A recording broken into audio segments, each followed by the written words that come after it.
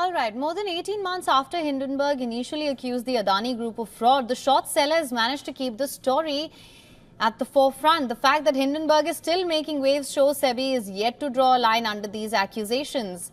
Hindenburg, it's managed to keep the spotlight on the Adani group with a growing list of prominent targets since early last year.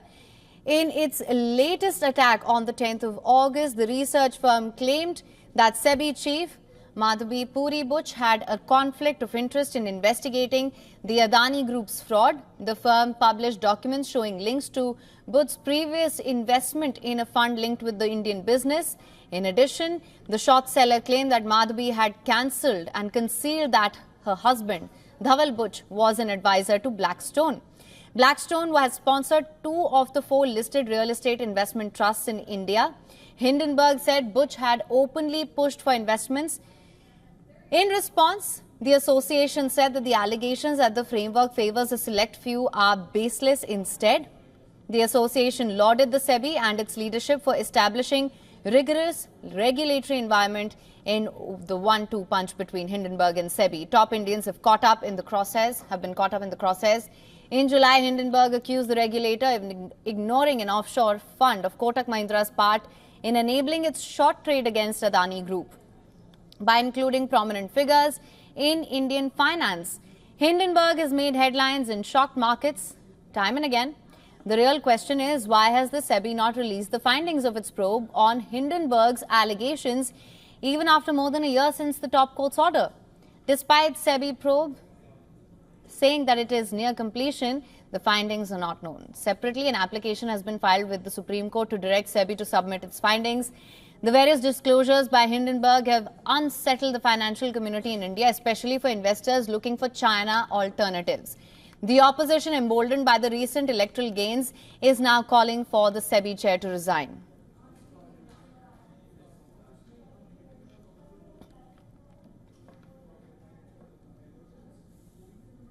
All right, and for more on this, we're now being joined by Hemendra Hazari, Senior Market Analyst, live from Mumbai. Thank you so much for joining us on World Business Watch. What's your take on the market reaction to the Hindenburg saga?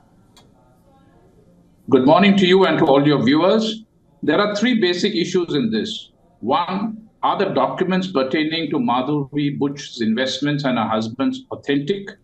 2, did Madhavi Butch make the necessary disclosures to SEBI, to the Government of India and to the Supreme Court of India?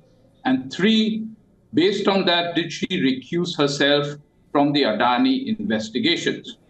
Now, the issue is, in their reply, both of Madhavi Butch as well as SEBI, they have not categorically denied the authenticity of those 2 documents, which give her investments in that offshore fund. So one can assume that the documents are authentic. 2, in both their clarifications, they have not explicitly said that on these investments, disclosures were made to SEBI, to the Government of India and to the Supreme Court of India when it was investigating.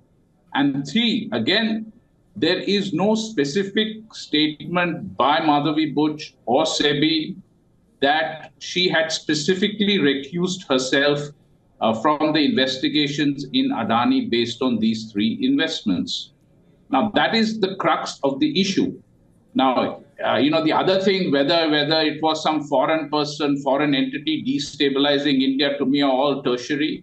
These are the crux of the issue are these 3 main issues, which unfortunately has not been resolved by Madhavi Butch's statements as well as SEBI's statement. Right, sir. Now, just to expand on that, you've pretty much summed it up. SEBI is yet to publish the findings of its probe into Adani. Now, what's your take on that?